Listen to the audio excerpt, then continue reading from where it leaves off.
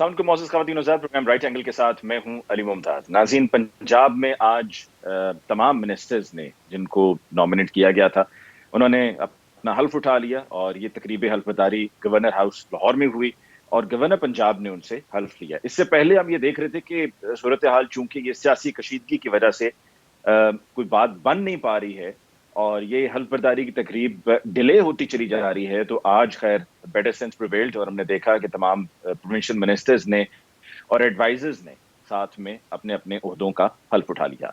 दूसरी जानिब पाकिस्तान तहरीक इंसाफ की तरफ से इत्तेहादी हुकूमत को यानी कि पीडीएम को ये अल्टीमेटम दिया गया है इंतखाबात करवाने का, और ये 1 महीने का टाइम दिया गया है इंतखाबात के लिए कॉल देने का, यानी कि असेंबलियों को तहलील करने का।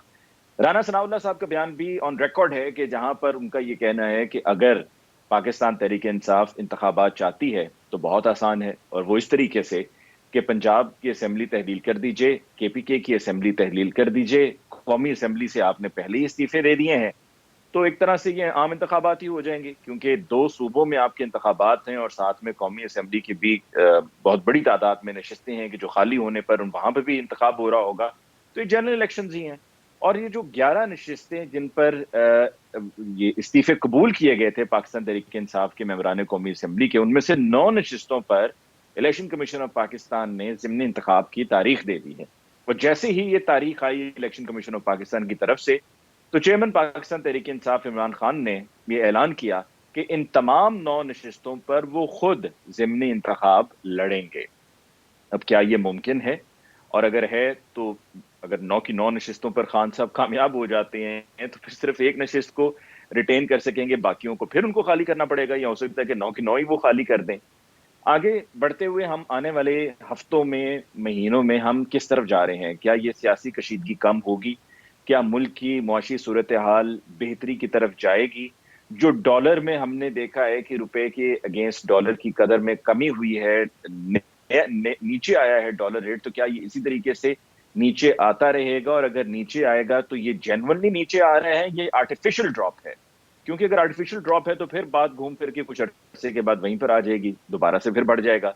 और अगर डॉलर रेट नीचे आ रहा है तो फिर क्या जो आवाम को फ्यूल में प्राइसेस में जो रिलीफ पहले हुकूमत ने कहा था कि दी जाएगी, तो क्या वो रिलीफ दी जाएगी? क्योंकि फिर आपने डॉलर्स में ही परचेज करना होता है, फ्यूल परचेज करना होता है, और अगर आप डॉलर्स में परचेज कर रहे हो, डॉलर आपका रेट नीचे आ गया तो फिर आपको सस्ता पड़ेगा, और सस्ता पड़ेगा तो फिर ये आगे अवाम को भी ट्रांसफर होना चाहिए। आज के प्रोग्राम में जब इसी हवाले से गुफ्तगू करेंगे अपने मौजूद मेहमानों के साथ, हमें ज्वाइन किया है पाकिस्तान मुस्लिम लीग नवाज से राना एहसान अफजल साहब ने। राना साहब का बहुत बहुत शुक्रिया कि आपने हमें ज्वाइन किया। पाकिस्तान तहरीक इंसाफ से हमें ज्वाइन किया है लालचंद मंदी साहब ने, आपके बहुत बहुत शुक्रिया मलिक साहब कि आपने हमें ज्वाइन किया। और पाकिस्तान पीपल्स पार्टी से हमें ज्वाइन किया है शैला रजा साहिबा ने। शैला साहिबा, आपको बहुत बहुत शुक्रिया कि आपने हमें आज के प्रोग्राम के लिए ज्वाइन किया। सबसे पहले राना साहब, आपसे गुफ्तगू का आगाज करते हैं। ये बताइए, जो सबसे अहम सवाल है और अभी बहुत से लोगों के जहन में है, क्या चेयरमैन पाकिस्तान तहरीक इंसाफ इमरान खान साहब को विफाकी हुकूमत गिरफ्तार करने का इरादा रखती?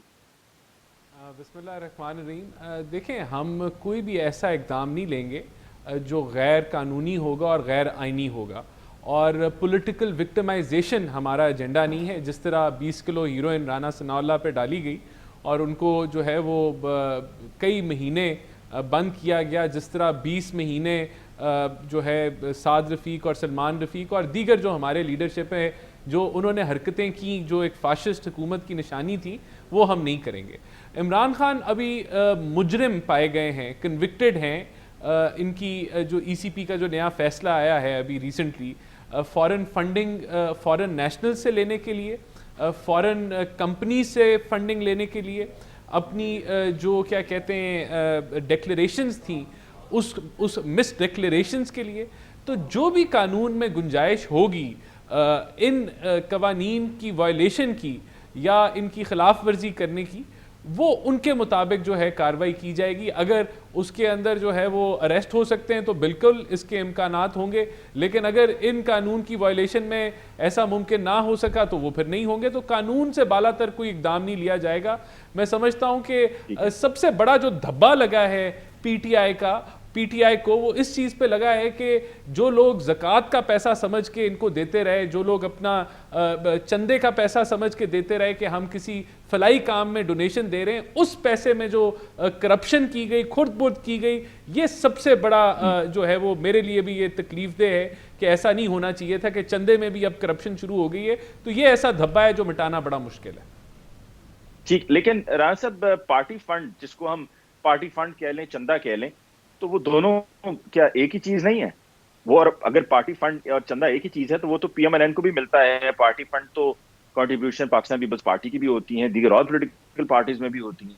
देखिए, अब यहाँ दो चीज़ें मिक्स हो जाती हैं ना। बिल्कुल आप सही कह रहे हैं, मैं आपसे एग्री करता हूँ, लेकिन अगर आप वूट ऑन क्रिकेट करेंगे और कहेंगे कि हम फिलंथ्रैपिक मकासद के लिए कर रहे हैं कि हमने जो है वो किसी अस्पताल को डोनेट करने हैं, तो वो लोग जो जिनके इंटरव्यू आए हैं टीवी पे, तो वो कहते हैं हम तो इसलिए उस क्रिकेट के अंदर हम शामिल हुए और हमने इसलिए डोनेशन दी कि हमारा ख्याल था कि ये फिलंथ्रैपिक मकासद के लिए इस्तेमाल हो रहे हैं, या ओवरऑल इसके अंदर ये देखा गया है कि ऐसे ही कोई जो है वो लाइन नहीं ड्रॉ की गई। और भी लोगों ने इसके ऊपर जो है वो कहा है कि हम तो समझे थे कि हम तो अपनी ज़कात निकाल रहे हैं, और वो जो जब आप सियासी मकासद के लिए इस्तेमाल करें, क्योंकि यहाँ वो दोनों चीज़ें चल रही हैं। इमरान खान, देखें, शौकत खानम बहुत अच्छा प्रोजेक्ट है और मैं नहीं चाहता कि उसकी कोई फंडिंग में कोई फ़र्क आए, लेकिन बदकिस्मती से पीटीआई हुकूमत ने और पीटीआई के जो ये चेयरमैन हैं, इन्होंने इसके अंदर भी तफरीक नहीं रखी जो कि रखनी चाहिए थी। तो ये मेरे लिए बहुत बड़ा कंसर्न है। मैं फील करता हूं कि ये लाइन क्रॉस नहीं होनी चाहिए थी। बाकी तो कानूनी और सियासी मामलात हैं जहां आप बात कर सकते हैं कि जो है वो फॉरेन नेशनल से अगर आप लें फंडिंग तो वो इलीगल है, पाकिस्तान का कानून इजाज़त नहीं देता। और फिर जो मिस डिक्लेरेशंस की, जहां करोड़ों रुपए की ट्रांजैक्शंस हुई जिनको डिक्लेयर नहीं किया गया, और उसकी फिर ऑब्वियसली आर्टिकल 62(1)(f) के तहत जो है वो सादिक अमीन का भी इशू उठता है, और वो सारी चीज़ें हम परसू कर रहे हैं और हमने कर चुके हैं, हम जो है वो रेफरेंस दायर कर चुके हैं। लेकिन ये जो एस्पेक्ट है ये बड़ा गंभीर और खौफनाक एस्पेक्ट है। बिल्कुल सही। लालचंद साहब, आपकी तरफ आते हैं।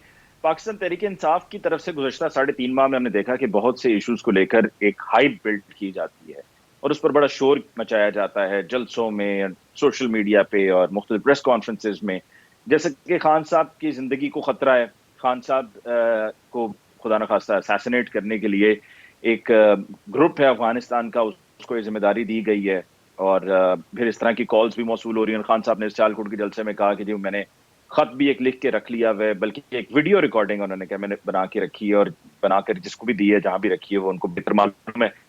और फिर अब ये कि जी खान साहब को अरेस्ट करने की तैयारियां कर रही है वफाकी हुकूमत। तो अभी उस पर राना साहब ने कहा कि जी हम कोई ऐसा अनकॉन्स्टिट्यूशनल काम नहीं करेंगे, कोई गैर कानूनी काम नहीं करेंगे।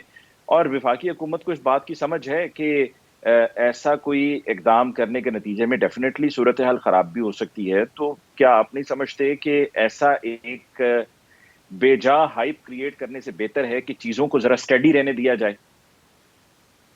जी शुक्रिया। सबसे पहले तो देखें, जहाँ तक आपने जान के खतरे की बात की है, तो पाकिस्तान की तारीख है, बल्कि पाकिस्तान नहीं पूरे साउथ एशिया की तारीख है कि जो जो पॉपुलर लीडर रहे हैं पाकिस्तान में या हिंदुस्तान में, उनको एलिमिनेट कर दिया गया है और उनकी जान को हमेशा खतरा रहता है। पाकिस्तान में आप भुट्टो साहब से लेके और बहुत बेनज़ीर भुट्टो तक अगर आएंगे तो आपको ये सारी चीज़ें नजर आएंगी। लियाकत अली खान भी आपको नजर आए कि जो जो पॉपुलर लीडर रहे हैं उनकी जान को खतरा रहा है। और इस वक्त भी जो पॉपुलर लीडरशिप है, आपने जब कहा कि जितने भी पॉपुलर लीडर रहे हैं उनकी जान को खतरा रहा है, तो इसी तरीके से आपकी नजर में हो सकता है कि पॉपुलर लीडर ना सही, लेकिन नवाज शरीफ साहब अगर 3 मरतबा इलेक्टेड प्राइम मिनिस्टर रहे हैं, तो जब उनकी बेटी की तरफ से और उनकी पार्टी की तरफ से कहा जाता रहा कि जब वो बंद थे, कैद में थे, तो उनको खाने में कुछ ना कुछ मिलाकर दिया जाता रहा, तो आप इस कही भी बात को और इस सारी सूरत हाल को आप लोग रद्द क्यों करते रहे हैं?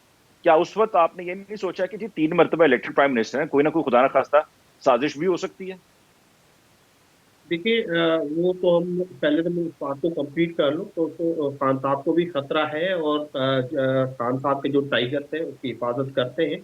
और ये हुकूमत भी मुतअद्दिदा बार जो है इस तरह की धमकियाँ दे चुकी है, उनको इस तरह के खतरात मौजूद है। जो आप बात कह रहे हैं नवाज शरीफ के हवाले से, देखिए वो बेसिकली उनके जो पहले बयानात हैं वो झूठ पे मबनी है। जिस तरह उनकी प्लेनेट्स का इशू था, और जिस तरह उन्होंने इस तरह से शो ऑफ किया कि उनकी जिंदगी को बहुत बड़ा खतरा है और एक दिन में अगर रवाना ना किया गया तो वो जो है उनकी खुदा न खास्ता जान को खतरा होगा। लेकिन आपने देखा कि जैसे ही वो जेल से बाहर आए और प्लेन में बोर्ड किया तो उनके चेहरे पे मुस्कुराहट आ गई। आजकल वो आपको शॉपिंग करते हुए नजर आते हैं और रेस्टोरेंट में घूमते फिरते नजर आते हैं। तो उनकी एक झूठ की एंड करप्शन की तारीख है। जहां तक आपने राणा साहब से पूछा था इलेक्शन के हवाले, इलेक्शन कमीशन के फैसले के हवाले से, देखिए हमें पाकिस्तान तहरीक इंसाफ को जो भी पैसा आया हुआ है वो बैंकिंग चैनल से आया हुआ है। ऐसा नहीं है कि बिलियंस और किसी जाती मकसद के लिए इस्तेमाल नहीं हुआ है, वो पार्टी के लिए इस्तेमाल हुआ है। तो लिहाजा इनकी जो इलेक्शन कमीशन ने एक इंतहाई डिस्क्रिमिनेटरी किस्म की जो जजमेंट दी है वो इंशाल्लाह आप देखेंगे आने वाले दिनों में ऑनरेबल कोर्ट्स उसको टर्न डाउन कर देंगी। जो बेसिकली ठीक है। फॉरेन फंडिंग होती है वो ये होती है जो ओसामा बिन लादेन ने की थी नवाज शरीफ को। और आप और इंटरनल भी जो प्रोहिबिटेड फंडिंग है वो आपको याद होगा, जो इस्लामी जमहूरी इत्तेहाद बना था और उसके बाद आईएसआई ने उसको फंड किया। और वो ये बातें सारी सुप्रीम कोर्ट में ऑन रिकॉर्ड आई और आपने देखा कि नवाज लीग और अच्छा, उसके सारे जो अली साहब, आप जाती सिर्फ जो पाकिस्तान में नवाज का है कि एतराज किए जो उनको फंडिंग होती रही है, या पाकिस्तान पीपल्स पार्टी का भी आप कहते हैं कि इनको भी फंडिंग होती रही है? देखिए खान साहब कह चुके हैं कि जो हमारे दोस्त ममालिक हैं वो इस तरह की फंडिंग करते रहे हैं। ना सिर्फ इन पॉलिटिकल पार्टीज को, आप देखें JUI है कि उसकी तो ऑफिस में भी आज तक लगा हुआ है कि जो लिबिया से उनको फंडिंग होती रही है। अब राणा साहब ने कहा कि इमरान खान कन्विक्टेड है, तो I take strong exception of this word. Convicted Imran Khan नहीं है। अगर कन्विक्ट होते तो गिरफ्तार हो चुके होते। कन्विक्ट जो है वो शहबा अपना इमरान खान है, और सॉरी अपना नवाज शरीफ है, जो इस वक्त लंदन में बैठे हुए हैं। उनको कन्विक्ट किया है कोर्ट ने, वो कोर्ट से भागे हुए हैं, उन्होंने कोर्ट से वो इश्तिहारी करार दिए गए हैं। इलेक्शन कमीशन ने जो इमरान खान के खिलाफ फैसला दिया है वो मैंने पहले रिक्वेस्ट की, वो टर्न डाउन हो जाएगी। और जिस तरह से ये एक प्रेशर डेवलप करने की कोशिश कर रहे हैं, ये समझते हैं कि इमरान खान इनको कोई एनआरओ देगा और इस तरह की कोई डील करने के लिए तैयार होंगे कि लेवल प्लेइंग फील्ड के जो ये आजकल जो ये चूरन बेच रहे हैं उसका मकसद ये चाहते हैं कि नवाज शरीफ जो है उसको पाकिस्तान आने की इजाजत दी जाए और वो आके पॉलिटिक्स करे। पाकिस्तान आने की उनको बिल्कुल इजाजत है, लेकिन उनको पाकिस्तान के आइन और कानून के तहत वो जेल जाएंगे। इमरान खान खुदा न खास्ता ऐसा कोई काम नहीं किया है जिसकी वजह से ये उसको गिरफ्तार कर सके या गिरफ्तार करे। ठीक, बात को जी आगे बढ़ाते हुए शैला रजा साहिबा आपकी तरफ आते हैं। तो आपको मुबारकबाद, आप पाकिस्तान वुमेन हॉकी टीम के साथ जा रही हैं, आई बिलीव कहाँ, थाईलैंड जा रही हैं शैला साहिबा? मैं पाकिस्तान में हूँ। मैंने गवर्नमेंट से छुट्टी नहीं ली है। मैंने बड़ा वाजे किया था कि मैं सिंध की गर्ल्स हॉकी टीम की GM हूँ और इसके अलावा कराची की चेयरपर्सन हूँ तकरीबन 3 साल से।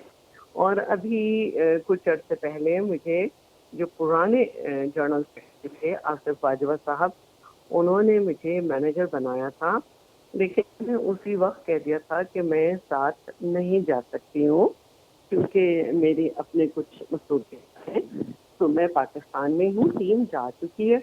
और ये जिसने भी खबर उड़ाई उसकी तो कोई बात नहीं, लेकिन जिसने अपना वक्त जाया किया ट्वीट करके दाद वसूली, उसका मुँह काला हो गया मजीद। यानी कि आप ये कह रही हैं कि वो खबर थी? मैं बिल्कुल, उन्होंने मुझे मैनेजर बनाया लेकिन मुझे लेटर नहीं मिला।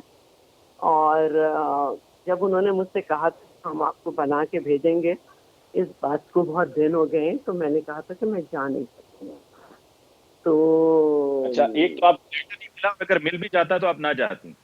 मैं नहीं जा सकती थी क्योंकि बाद में ये लेटर निकला है कि टीम जो जा रही है उसका कौन मैनेजर है कौन ये है, लेकिन मैं जा नहीं सकती। मेरे हस्बैंड की सर्जरी हुई है तारीख को, और इसके अलावा जो मुहर्रम के 10 दिन होते हैं उसमें मैं नहीं आती। मेरे ऊपर शहर में जिम्मेदारियां होती हैं और वैसे भी मैं नहीं जाना चाह रही थी। उसकी वजह जो थी वो, मेरे हस्बैंड अभी तक डिपेंडेंट है, राइट हैंड की सर्जरी हुई है। तो रही बात मुझसे पहले भी बहुत सारी शख्सियात जो हैं वो मुख्तलिफ ओहदों पे रही हैं। और एक कलेक्टर में, कोच में और मैनेजर में फ़र्क होता है। और मेरे लिए खुशी की बात है कि मेरी 3-4 साल की जो मेहनत है उसको देखकर पाकिस्तान हॉकी फेडरेशन ने मुझे नामजद किया है, मेरे लिए खुशी की बात है। लेकिन जाना ना जाना ये मेरा अपना काम है और छुट्टी 4 दिन हो चुकी है, कल टीम चली गई है, मैंने तो छुट्टी भी नहीं ली थी, इसलिए कि मैं अपने घर के मामलात देखती हूँ बहुत ज़्यादा और शहर के। ठीक है, तो आपको वो लेटर फिर नहीं मिला था शैला साहिबा के? लेटर मिल गया था? बाकायदा कि आपको नामजद कर दिया गया है वो नहीं मिला था, लेकिन उसके बाद एक लेटर निकला था जिसमें ये कहा कि ये टीम है, ये कोच है, ये हेड कोच है, ये असिस्टेंट कोच है, ये 2 कोच हैं और मैनेजर पर मेरा नाम था। लेकिन मैं पहले ही जब ज़बानी मुझे बताया गया था तंजीला चीमा की तरफ से और आसिफ बाजवा की तरफ से ये लेटर निकला था, फिर भी मुझ तक नहीं पहुंचा था और फिर भी मैं नहीं जा सकती थी। 6 जुलाई को मेरे हस्बैंड की सर्जरी हुई है। ठीक हो गया। अच्छा शैला साहिबा, पाकिस्तान पीपल्स पार्टी की फंडिंग की अगर बात की जाए तो पाकिस्तान पीपल्स पार्टी को कहाँ से फंड मिलता है, डोनेशंस कहाँ से मिलती हैं, पार्टी कैसे चलती है? पाकिस्तान पीपल्स पार्टी अपने तौर पे डोनेशन करती है और अल्हम्दुलिल्लाह अब जो है वो पीटीआई को ख्याल आया कि सबका ये चेक होना चाहिए और उन्होंने इस पे काफ़ी बात भी की। हालांकि इनके खिलाफ पिटीशन इनकी पार्टी के अकबर एस बाबर लेके गए थे, 7 साल बाद इन्हें ख्याल आया कि दूसरी पार्टी 6.5 साल बाद इन्हें ख्याल आया कि अब फैसला आ जाएगा, हम क्या हाइप क्रिएट करें। इन्होंने हमारे खिलाफ चले गए और इसके बावजूद कि इनकी 95 सीटिंग हुई, 96 दफा स्क्रूटनी कमेटी का इजलास हुआ, पता नहीं 70 के करीब जो है इन्होंने इससे लिए और 9 दफा इन्होंने वकील बदला और कितनी दफा इन्होंने दरख्वास्त लगाई कि पटिशनर बाबर का राइट नहीं है, लेकिन फाइनली वो वक्त आया तो अब ये रो रहे हैं और पीपल्स पार्टी और कोई और मुझे नहीं मालूम, लेकिन पीपल्स पार्टी मैदान में खड़ी है। हम बिल्कुल सही हैं। हमने तो पाकिस्तान पीपल्स पार्टी के पास तमाम तर फंड्स के रिकॉर्ड मौजूद हैं कि किसने कहां से कितनी रकम दी पाकिस्तान पीपल्स पार्टी को? और इन्होंने कुछ बात की थी कि 2 पार्टी के दरमियान, क्योंकि आपको याद होगा कि हमें हर तरह से जख्म पहुंचाई जाती थी और जब बीबी के लिए बात की गई कि वो नहीं हो सकती तो पाकिस्तान की पार्टी पार्लियामेंटेरियन भी बनानी पड़ी। तो 4P और 3P दोनों ही शान हमारे चेयरमैन के पास हैं और अल्हम्दुलिल्लाह ये जब चाहें इसका ऑडिट हो सकता है। असल बात तो ये है कि इन्होंने तो एक्सेस भी नहीं दिया, हमने तो एक्सेस दिया हुआ है और फिर खुद स्टेट बैंक को जाकर ये बताना पड़ा कि कितने अकाउंट हैं और अभी भी इलेक्शन कमीशन की तरफ तोपों का रुख किए हुए हैं, जबकि इलेक्शन कमीशन ने भी स्टेट बैंक जो स्क्रूटनी कमेटी थी उसमें इलेक्शन कमीशन का नहीं है, स्टेट बैंक, FIA और दूसरे इदारों ने की है और अभी तो सिर्फ 2003 तक है। अब नई नई चीज़ें भी सामने आ रही हैं कि किस किस 2014 के बाद किन किन जगहों से लिया। अभी तो इनके लोग भी बात कर रहे हैं, फौजिया कसूर और बहुत सारे लोग, और अकबर एस बाबर साहब भी कह रहे हैं कि वो 2014 के बाद भी जो है वो वाला मुकदमा भी लेके जा रहे हैं। तो इसमें इतने चीखें मारने की जरूरत नहीं है, आपको शो कॉज है और आप उसका जवाब दें और हुकूमत को मैंडेटरी है कि मैंडेटरी नहीं कंपल्सरी है कि आपने करने की है। जब इस तरह के मामला आ जाएं तो हुकूमत का ये काम है कि वो सुप्रीम कोर्ट जा, तो हम अपना आईनी काम कर रहे हैं, इनको भी आईनी तरीके से रिप्लाई करना होगा। ये जो रोना होना मचाया हुआ है इससे बेहतर है सुंदर काम करें। एक दिन जाते हैं इलेक्शन कमिश्नर के खिलाफ लेके आधे घंटे में वापस आ जाते हैं कि काम पूरा नहीं था, तो ये इसका पुराना ही रिकॉर्ड है।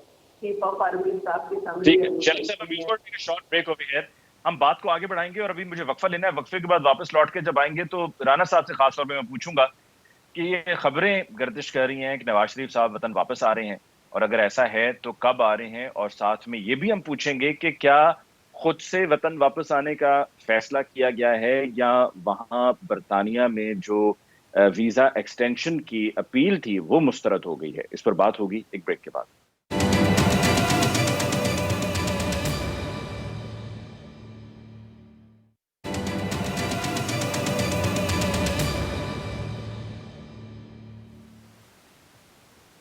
वेलकम बैक आफ्टर ब्रेक जी। डिस्कशन को आगे बढ़ाते हैं। राना साहब, आपने वक्फे पे जाते हुए मेरा सवाल सुना कि क्या मियां मोहम्मद नवाज शरीफ साहब वतन वापस आ रहे हैं, और अगर आ रहे हैं तो कब आ रहे हैं?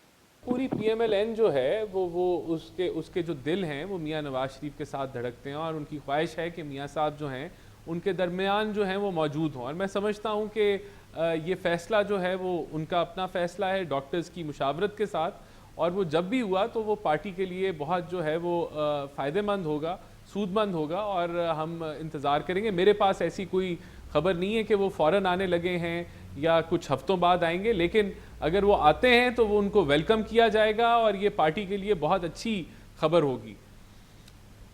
अच्छा, वहां पर जो उनके वीजा एप्लीकेशन थी एक्सटेंशन की, एक दफा तो वो रिजेक्ट हो चुका था, फिर वो उन्होंने अपील फाइल की थी, तो उस अपील का क्या हुआ जो फाइल की थी? क्या इतलात आ रही है कि वो रिजेक्ट हो गई है? शायद इस वजह से वतन वापसी का 1 महीने के अंदर अंदर प्लान है। नहीं, देखें, वहाँ जो है वो कोई ऐसी मेरे पास तो ना खबर है, और ना मेरे ख्याल से कोई इंटरनेशनल मीडिया में भी कोई ऐसी खबर अभी तक तो नहीं है कि उनकी कोई अपील रिजेक्ट हो गई है या ऐसी कोई बात है, तो वो अंडर प्रोसेस हैं। देखें, वहाँ मियाँ साहब इसलिए बैठे हुए हैं कि उनके जब भी डॉक्टर्स उनको अलाउ करेंगे वो वापस आ जाएंगे, और मैं समझता हूँ कि जो अगला जनरल इलेक्शन है उससे तो पहले डेफिनेटली पार्टी की ख्वाहिश होगी कि वो हमारे दरमियान मौजूद हों, बल्कि हमारी जो इलेक्शन की कैंपेन है उसको लीड करें। तो इसको हम लुक फॉरवर्ड करेंगे, और ये जब भी फैसला होगा पार्टी के लिए भी बेहतर होगा और मुल्क के लिए भी बेहतर होगा उनकी वापसी। ठीक है, लेकिन अब तक उनकी वापसी ना होना, उसके पीछे रीजंस क्या है? अप्रैल से आपकी गवर्नमेंट है और तमाम इदारे आपके विफाकी इदारे आपके कंट्रोल में हैं, तो फिर देर किस बात की? देखिए, जो मेरे पास इंफॉर्मेशन है वो तो उनकी जब भी यही पहले दिन से हमारा मौक़िफ़ है कि जब उनके डॉक्टर्स उनको इजाज़त देंगे वो पाकिस्तान वापस आ जाएंगे, और इसके अलावा कोई और रुकावट नहीं है। लेकिन डॉक्टर्स के लेकर केस को कि यानी कि जो उनकी कोई सर्जरी होनी थी या इलाज होना था, उस पर भी कोई बात नहीं हुई?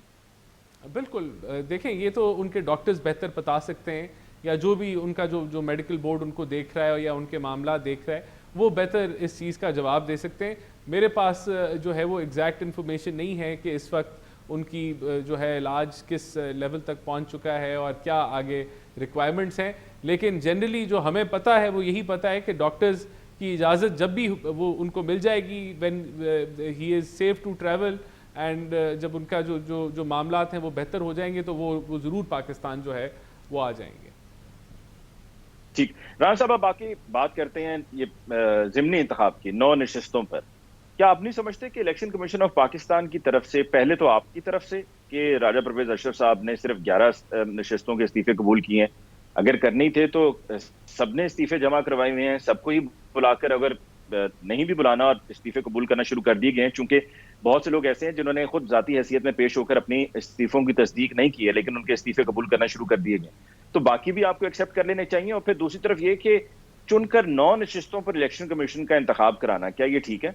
देखिए, पहली बात तो ये कि जो पीटीआई वाले जिन्होंने इस्तीफे दिए हैं वो अभी तक तनख्वाहें भी ले रहे हैं, उन्होंने लॉजेस भी नहीं खाली की, तो वो वहाँ मौजूद बैठे हुए हैं, तो वो जो इस्तीफे उनके जमा हुए हैं ये इस्तेहकाक होता है स्पीकर ऑफ द हाउस का, जो सरबरा होता है हाउस का, उसका प्रोगेटिव है कि उन्होंने कौन से इस्तीफ़ों की तस्दीक कर ली है या वो समझते हैं ये जेन्युइन है, और फिर वो आगे जो है वो ईसीपी को भेजेंगे। इसके ऊपर मेरा ख्याल है कि पीटीआई वाले जो हैं वो कोर्ट में भी चले गए हैं कि ये तो वहाँ मेरे ख्याल से ये वाजे हो जाएगा, ये this is completely up to the speaker of the house, कि जहाँ वो समझते हैं कि तस्दीक हो चुकी है उधर उन्होंने जो है वो उनको डी सीट कर दिया है, जहाँ यानी कि जो उनका रिज़ाइन है वो एक्सेप्ट हो गया है, और वहाँ उन्होंने ईसीपी को फॉरवर्ड कर दिया और अब उधर इलेक्शन होने जा रहा है। इससे मेरे ख्याल से पीपल्स पार्टी पीएमएलएन उसका कोई लेना देना नहीं है। और मैं समझता हूँ कि कोर्ट्स भी कुछ नहीं कर सकते, क्योंकि ये जो स्पेस है आईनी तौर पे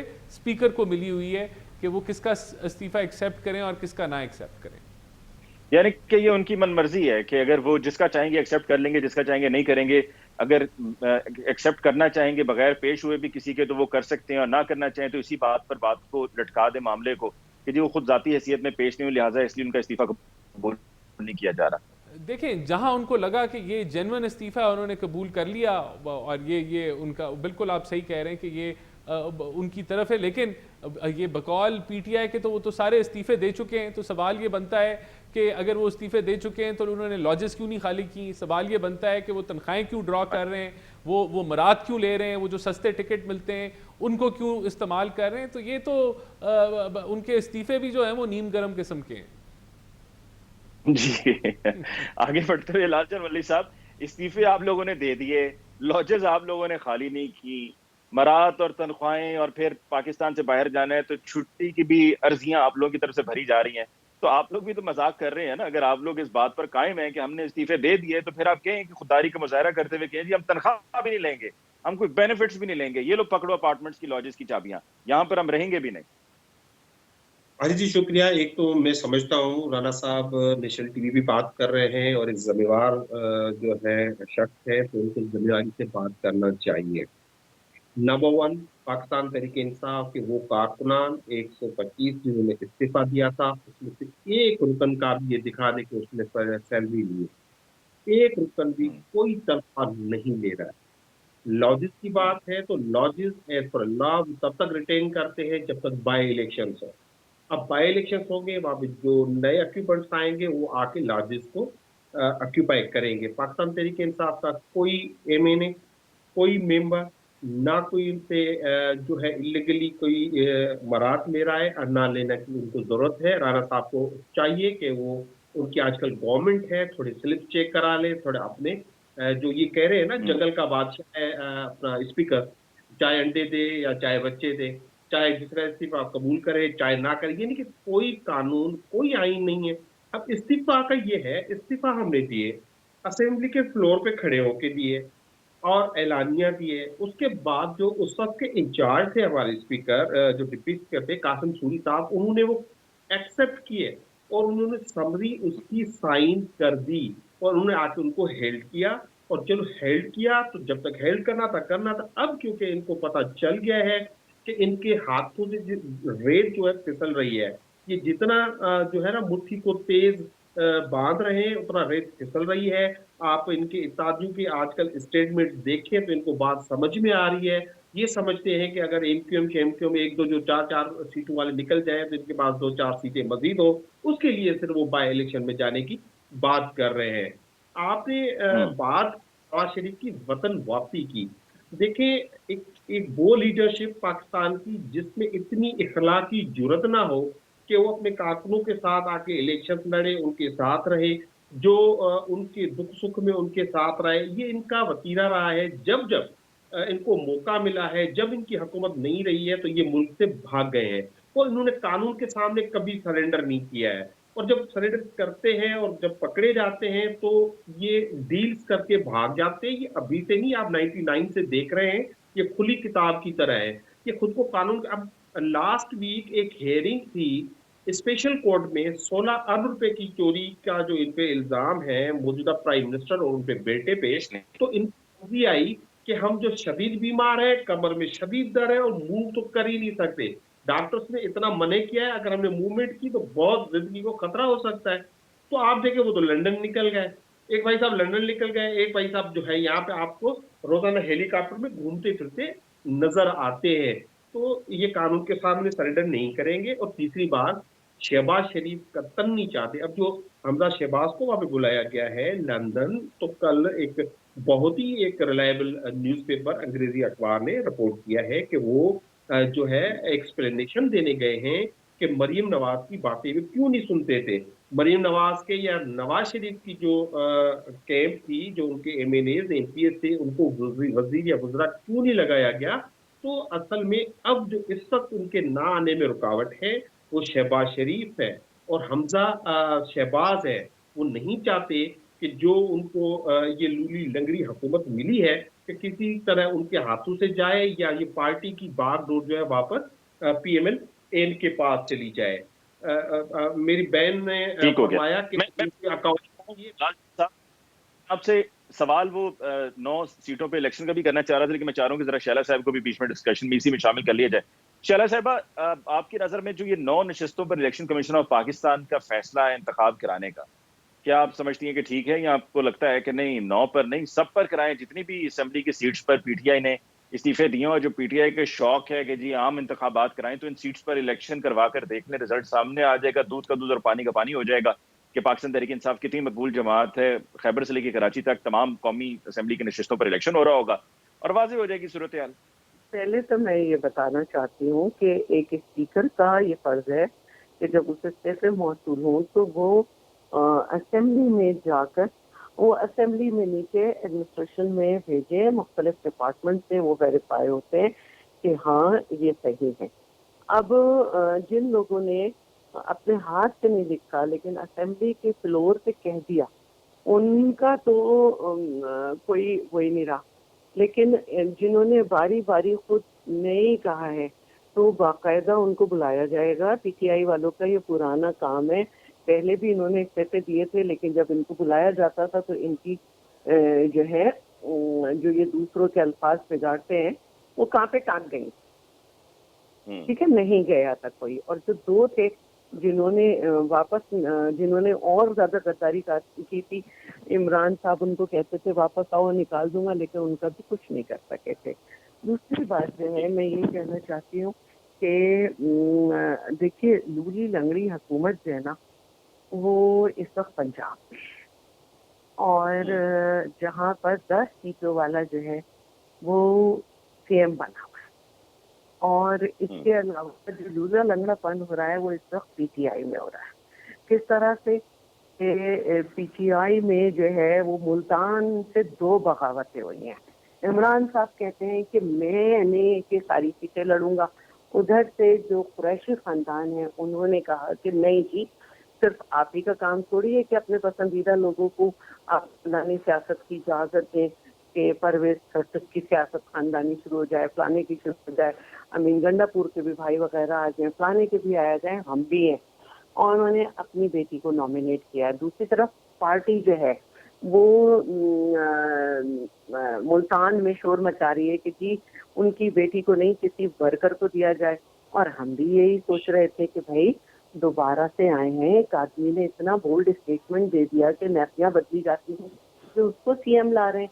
अच्छा, अब दूसरी बात जो है, आप मुझे एक बात बताएं, एक इतना बेवकूफ आदमी जो पॉलिटिकली साउंड ही नहीं है मेंटली तौर पर, एक असेंबली का ऑलरेडी मेंबर होते हुए वो कह रहे हैं कि मैं असेंबली में नहीं बैठूंगा और दोबारा फिर लड़ेंगे और फिर लड़ेंगे। तो आप पाकिस्तान के लिए क्या कर रहे हैं?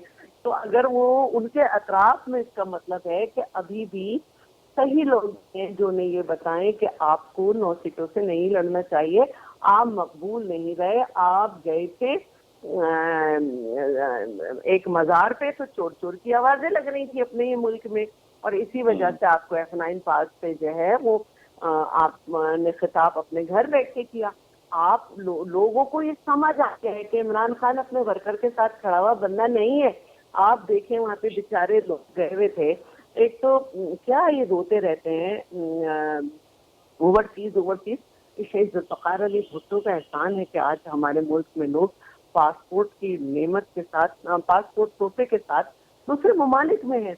आप वहाँ पे उनसे मस्जिद नबवी में आपने उनसे ये काम कराया, आपके चीकू गए, आपके शेख रशीद का भतीजा गया और ये सब गए, और वहाँ पे अब उनको 10-10 साल की सजा हो गई। और शाह महमूद कुरैशी ने मेरे साथ प्रोग्राम में कहा कि हमारा तो काम नहीं है। तो अब अगर आप ही 9 सीटों से लड़ेंगे और फिर आप फिर इस्तीफा देंगे और 8 सीटें कर देंगे बकौल शेख चिल्ली के, सब में जीत जाएंगे और फिर आगे कर देंगे, तो आपके साथ कोई क्यों आएगा? आपके साथ ले लूं और आपकी कई भी बात पे फिर मलिक साहब से मैं कहूंगा रिस्पॉन्ड करें, लेकिन उससे पहले हमें लेनी है क्विक ब्रेक। जी, मुलाकात होगी ब्रेक के बाद।